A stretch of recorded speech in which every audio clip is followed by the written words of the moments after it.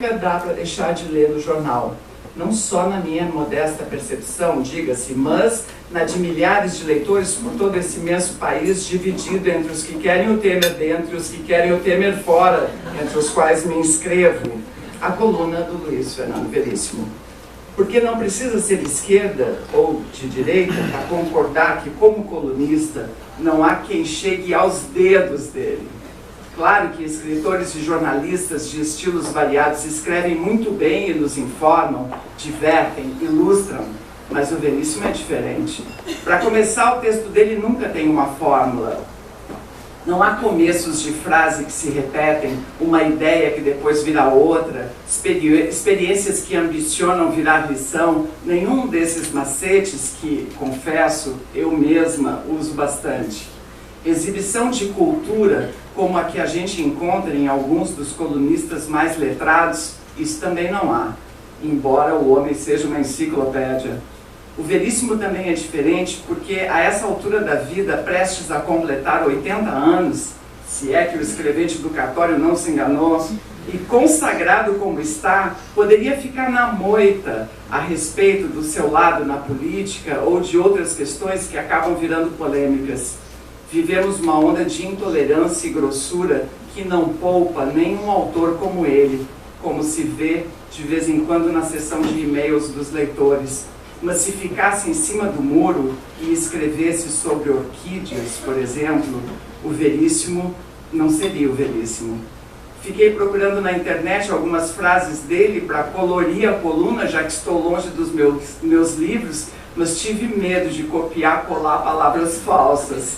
Os sites de citações estão cheios de equívocos que seriam engraçados se não fossem ridículos. Então vai aqui um trechinho de Os Jogos, coluna publicada no dia 21 de agosto, o melhor balanço que li sobre a Olimpíada do Rio. Só para me dar razão nesses 80, ela põe interrogação, anos do Veríssimo. Bom, e acho que o badminton, é isso? É assim, ou Minton, sei lá, e acho que o badminton, tênis com peteca, a esgrima e o hóquei sobre grama poderiam fazer uma Olimpíada à parte, só dos chatos. No caso do polo aquático, outro que não pode competir na Olimpíada dos chatos, o que impressiona é a vitalidade dos jogadores, ou melhor, outro que pode competir na Olimpíada dos chatos, o que impressiona é a vitalidade dos jogadores obrigados a se manter à tona, controlando a bola e ao mesmo tempo tentando se proteger da marcação do adversário, o que presumivelmente inclui pontapés, puxões no calção e outros acontecimentos abaixo da linha da água que o juiz não pode ver. Mas eu fico falando mal de esportes que não me interessam sem medir as consequências dos meus preconceitos. Se eu aparecer um dia com uma peteca na boca, marcas de golpes de um taco de hóquei sobre a grama por todo o corpo, trespassado por um sabre e todo molhado, saberão por quê.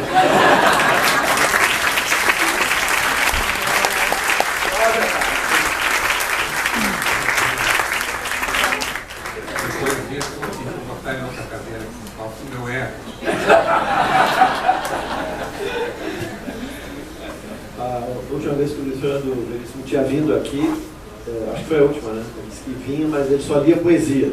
Foi isso, né? Em homenagem a essa lembrança, eu vou ler um poema dele. Se chama Tu e Eu. Somos diferentes, tu e eu. Tens forma e graça e a sabedoria de só crescer até dar pé. Eu não sei onde quero chegar e só sirvo para uma coisa que não sei qual é. És de outra pipa e eu de um cripto. Tu, lipa, eu calipto. Gostas de um som tempestade, rock, lenha, muito heavy. Prefiro o barroco italiano e dos alemães o mais leve. És vidrada no lobão. E eu sou mais albinônico. Tu, fão, eu, fônico. És suculenta e selvagem como a fruta do trópico. E eu já sequei e me resignei como um socialista utópico. Tu não tens nada de mim, eu não tenho nada teu. Tu, piniquim, eu, europeu. Gostas daquelas festas que começam mal e terminam pior. Gosto de graves rituais em que sou penitente e, ao mesmo tempo, o prior. Tu és um copo e eu um vulto, és uma miss e eu um místico. Tu, multo eucarístico. És colorida, um pouco aérea e só pensas em ti. Sou meio cinzento, algo rasteiro e só penso em pi. 3,14. Somos cada um de um pano, uma maçã e um outro insano. Tu, cano, euclidiano. Dizes na cara o que te vem à cabeça, com coragem e ânimo. Hesito entre duas palavras, escolho uma terceira e no fim digo o sinônimo. Tu não temes o engano, enquanto eu cismo. Tu, tano, eufemismo.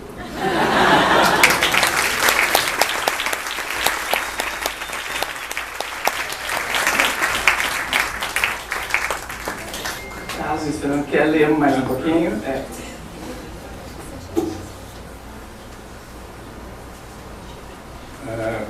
O cavaleiro é um troglodita que ainda não chegou no outro camarão do buffet. O Brasil é governado por minoria esmagadora. Se todo mundo fosse gaúcho, ser gaúcho não seria vantagem. Ia faltar mate. Às vezes, a única coisa verdadeira no jornal é a data.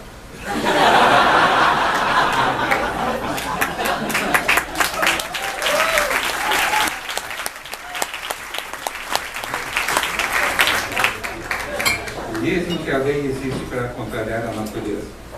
Se o homem sempre seguisse seus instintos naturais e matasse, roubasse e passasse a mão na bunda do próximo sem qualquer punição, onde estaríamos? No Brasil do Sertão.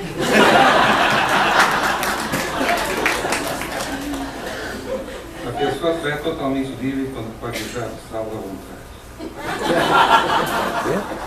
Viva todos os dias como se fosse o último, que você acerta.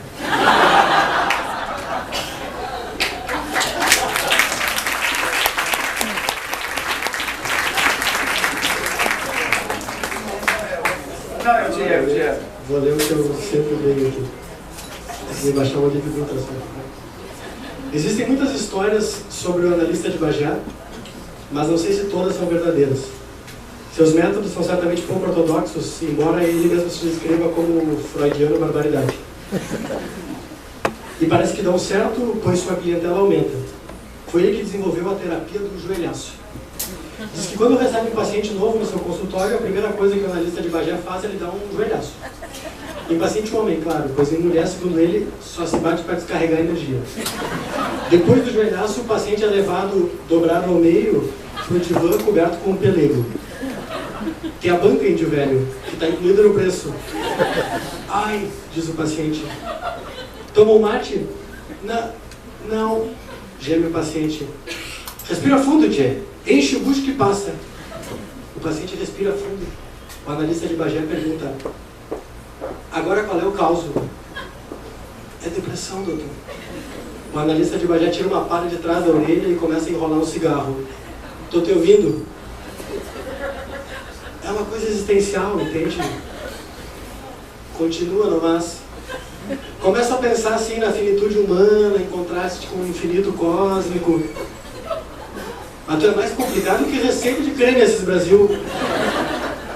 Então tem consciência do vazio da existência, da desesperança inerente à condição humana, e isso me angustia. Pois vamos dar um jeito nisso agorita, diz o analista de Bagé com uma baforada. O senhor vai curar minha angústia? Não. Vou mudar o mundo. Cortar o mal pela mandioca. Mudar o mundo? Dá uns telefonemas aí e muda a condição humana. Mas isso é impossível. Ainda bem que tu reconhece o animal. Entendi. O senhor quer dizer que é bobagem se angustiar com o inevitável. Não, bobagem é espirrar na farofa. Isso é burrice e dá gorda. Mas acontece que eu me angustio, me dá um aperto na garganta. Escuta aqui, tia. Tu te alimenta bem? Me alimento. Tem casa com galpão? Apartamento. Não é viado? Não. Tá com os carnê em dia? Tô. Então, Bagual, te preocupa com a defesa do Guarani e larga o infinito. O Freud não diria isso. O que o Freud diria, tu não ia entender mesmo. Ele sabe alemão. Não. Então te fecha. Agora espera o meu pelego. Só sei que estou deprimido e isso é terrível. É pior do que tudo. Aí o analista de Bagé chega a sua cadeira para perto do Gilvan e pergunta: é pior que joelhaço?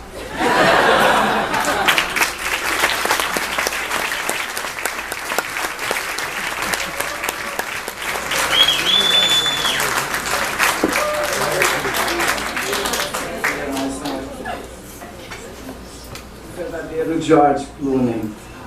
Longe de mim querer difamar alguém, mas acho que no caso do George Clooney, o que está em jogo é a autoestima da nossa espécie. Os homens que não são George Clooney.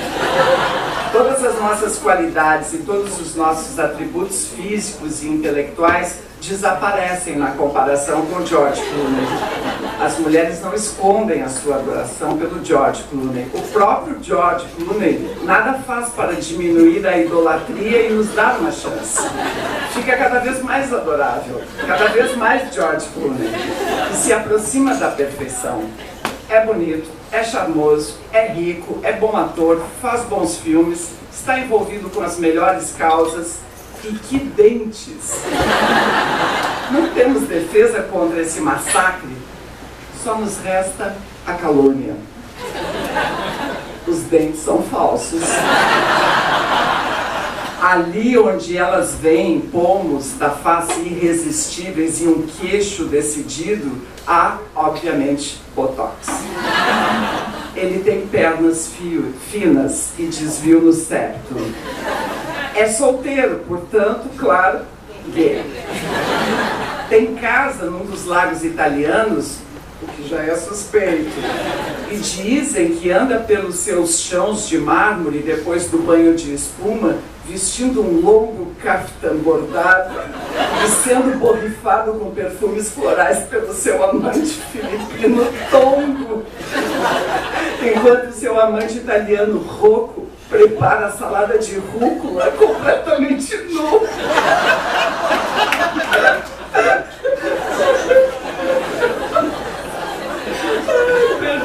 George Clooney bate na mãe todas as quintas-feiras. É extremamente burro. Só leu um livro. Até hoje não lembra se foi o Pequeno Príncipe ou o Grande Gatsby. Nos filmes em que faz personagens mais reflexivos, contratam um dublê para as cenas dele pensando. É notório em Hollywood o mau hálito do George. Quando ele fala em algum evento público, as primeiras 3 fileiras do auditório sempre ficam vazias. Atrizes obrigadas a trabalhar com ele têm direito a um adicional por insalubridade, em dobro se houver cenas de beijo. Outra coisa, a asa. Não adiantam as imersões em espuma na sua banheira em forma de cisne, nem os perfumes florais borrifados, o cheiro persiste. Sabem que George Clooney e suas axilas se aproximam a metros de distância e muita gente aproveita o aviso para fugir. Além de tudo, tem seborréia e é republicano. Passe adiante.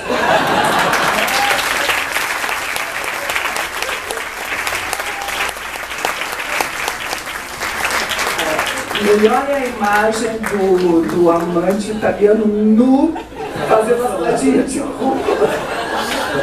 Recensão também. Foi eu? Bom, o senhor, como todo mundo sabe, tem inúmeras cenas escritas para ser representadas, para ser ditas na TV e tal. Aqui tem uma pequena peça que é dessas geniais, que essa não dá para ser lida talvez na TV ou lá em qualquer TV. Então é assim, abre o pano. O cenário é a sala de estar de uma mansão inglesa. Ao lado de uma poltrona, no centro do palco, uma mesinha com um telefone em cima. O telefone toca. E toca. E toca. E toca. Nada acontece. O telefone continua tocando. Vai se criando um mal-estar na plateia. As pessoas se entreolham. Passa o tempo. O telefone continua tocando. Finalmente alguém da plateia não se contém e sobe no palco. É um homem. Ele aproxima-se do telefone hesitantemente, tira o fone do gancho e leva ao ouvido. É o homem esse que veio da plateia. Alô? Não sei o número. É do teatro. Não, eu não sou da... Na verdade, eu sou da plateia. Da plateia. É que o telefone estava tocando e ninguém... Como? O nome da peça é... Ele apela com um gesto de cabeça a uma mulher na plateia que assopra o título. O nome é Armadilha. Não, eu não sei como é a peça. Ela ainda não começou. Hein? Já lhe disse, eu não sou do elenco. É que eu não aguento ouvir o telefone tocando e... Não, meu amigo, não. Olha aqui. Por que você não telefona um pouco mais tarde, quando já estiver alguém em cena? Eu não sei quem vai estar em cena. No programa diz que são 2 personagens, Lorde, não sei das quantas, e... Olha, só sei que a peça começa com um telefone tocando. Aí o pano começa a cair, começa a fechar. Aí diz o cara, vou ter que desligar então, estão fechando... Não posso, meu amigo, não, eu tenho que ir. O pano se fecha. O espectador não reaparece. Depois de alguns instantes, o pano reabre. A sala de estar está vazia. O telefone começa a tocar. E a tocar. A mulher que assoprou o título da peça para o homem sobe no palco e, com passos decididos, dirige-se para o telefone. Arranca o fone do gancho e leva ao ouvido. Olha aqui, eu não sei que brincadeira. Para de falar, porque uma porta atrás dela foi aberta e por ela entrou o espectador da cena anterior, vestindo um robe de chambre de seda e carregando um pássaro empalhado. Aí o homem diz, é para mim, Millicent. A mulher atônica, Matico sou eu. Matico, por Deus, Millicent, a essa hora da manhã, será que vou ser forçado a esconder o brandy de novo?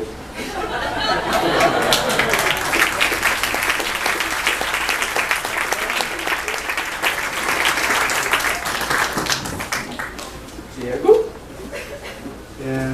Isso aqui está num grupo dos que não são necessariamente engraçados, mas eu estava olhando hoje e um texto de 16 de novembro de 82, enfim, talvez seja tão atual. Chama Meu Título. Título de eleitor é um pouco como a pólice de seguro. A gente só examina bem na eventualidade. Usa-se pouco, mas é bom saber que ele está lá vigente. Ontem, portanto 15 de novembro de 82, eleições para governadores e tudo mais, na fila da sessão 200 do Colégio Santa Inês, até que andou ligeiro, mas tive tempo de estudar meu título outra vez, na falta de outra leitura. De certa forma, o título era de outra pessoa. A fotografia era de um cara de 21 anos, magro, com um sombreado acima dos lábios, que podia ou não ser um bigode. E como tinha cabelo, suspirei. O cara era solteiro, profissão desenhista, mas os outros dados conferiam. Devia ser eu mesmo. Virei o título. Todos os espaços para rubricar estavam preenchidos, menos o último, de 58 a 78. O meu currículo cívico. Tem que explicar que antigamente o título, a gente ia na sessão, o cara carimbava e assinava, não era esse papel, tinha foto. 20 anos de eleitor. Só uma falha. O carimbo afirmava, justificou a falta nas eleições de 62. Onde andaria eu em 62 que não estava no Santa Inês? Em 3 e 10 de 60 votei, como todo mundo, em Jânio. Mas que eleição foi essa em 6 de 1 de 63? O plebiscito, sim ou não, a nossa breve experiência parlamentarista? Não me lembro. Lá estão as eleições de 66, 68, 70, 72, 74, 76.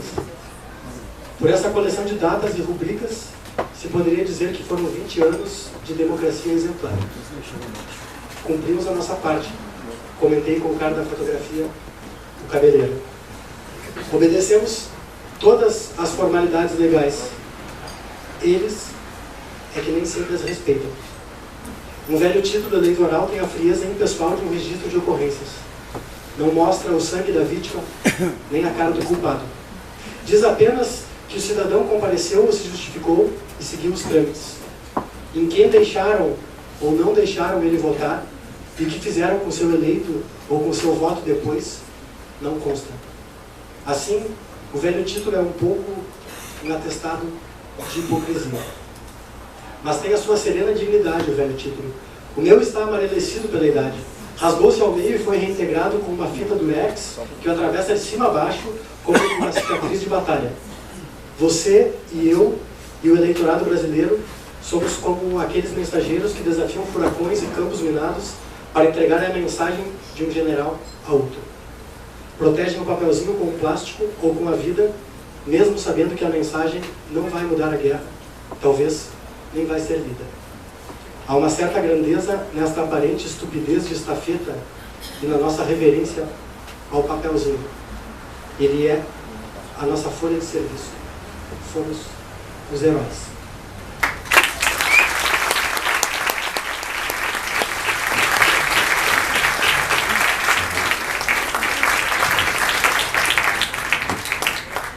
Não vai ler mais.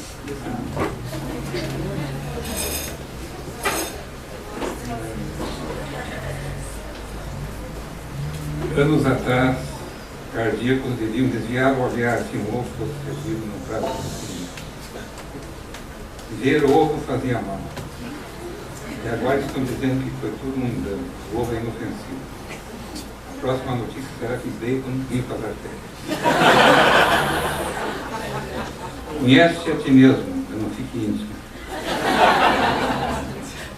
D é a primeira letra de Bach, Beethoven, Brahms, Bela Bartók, Brecht, Beckett, Borges e Bergman, mas também de Bigorrilho, que destrói qualquer peça.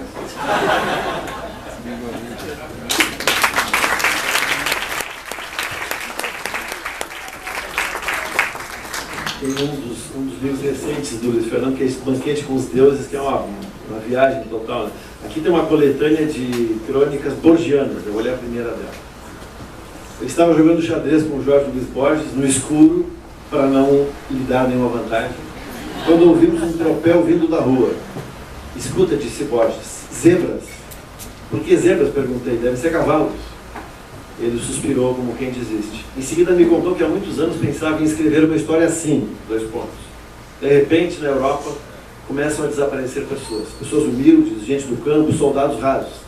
E desaparecem depois de acidentes estranhos. São atropeladas por cavalos, ou por bispos, ou por outras pessoas humildes, ou, o mais estranho de tudo, por torres. Estão caminhando na rua, trabalhando nas suas casas, e de repente vem um cavalo e as atropela, ou vem um bispo e as derruba, ou vem uma torre, não se sabe de onde, e as soterra. E as pessoas desaparecem do mundo. Nesse instante ouvimos o estouro de um motor vindo da rua. Escuta, disse eu, tentando me recuperar. O hispano-suíça de uma diva estrábica. Deve ser uma Kombi, disse Borges, e continuou. Outras coisas estranhas acontecem. Uma torre do Castelo Real da Holanda desloca-se loucamente pelo mapa e choca-se contra uma parede do castelo do rei Juan Carlos da Espanha. E os bispos? Causa grande comoção o comportamento de alguns bispos europeus que passam a só andar em diagonal, ameaçadoramente. Ninguém consegue explicar por quê, nem eles mesmos. Cavalos, bispos em diagonal, torres, reis, disse eu. Isso está me lembrando alguma coisa. Exatamente, disse Borges, um jogo de xadrez, um imenso jogo de xadrez. O tabuleiro é um continente. As peças vivas são manipuladas por forças desconhecidas. Quem está jogando? O bem contra o mal? Cientistas loucos, senhores de forças irresistíveis que alteram a matéria e o comportamento humano de acordo com a sua loucura? A megalomania natural de todo jogador de xadrez, elevado a uma dimensão inimaginável, no fim tudo termina com um grande escândalo. Como? Perguntei, descobrindo pelo tato que Borges liquidara todos os meus peões. Descobriram um bispo na casa da rainha, a Elizabeth da Inglaterra, um bispo anglicano, mas mesmo assim, os tabloides fazem o carnaval. Há brigas no parlamento, o grande jogo de xadrez termina tão misteriosamente quanto começou. O apocalipse é derrotado pelo senso de propriedade inglês. Sua vez.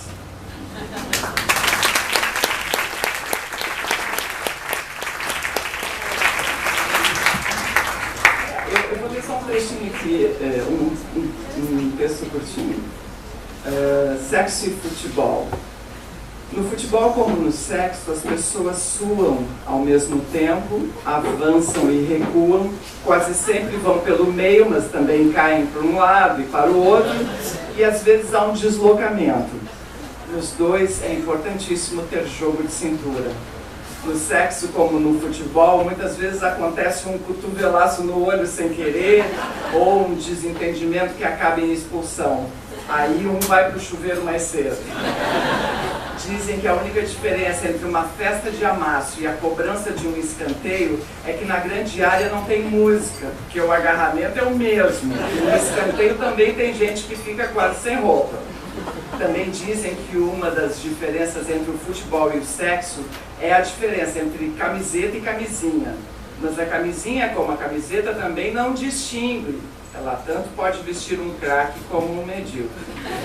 No sexo, como no futebol, você amacia no peito, bota no chão, cadencia e tem que ter uma explicação pronta na saída para o caso de não dar certo. No futebol, como no sexo, tem gente que se benze antes de entrar e sempre sai ofegante. No sexo, como no futebol, tem o feijão com arroz, mas também tem o requintado, a firula e o lance de efeito. E claro, o lençol. No sexo também tem gente que vai direto no calcanhar. E tanto no sexo quanto no futebol, o som que mais se ouve é aquele No fim, sexo e futebol só são diferentes mesmo em duas coisas. No futebol, não pode usar as mãos. E o sexo, graças a Deus, não é organizado pela CBF.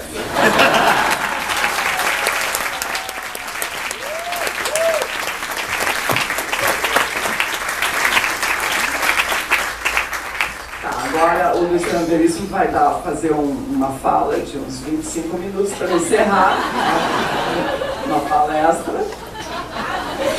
Ave Maria. Pode ler.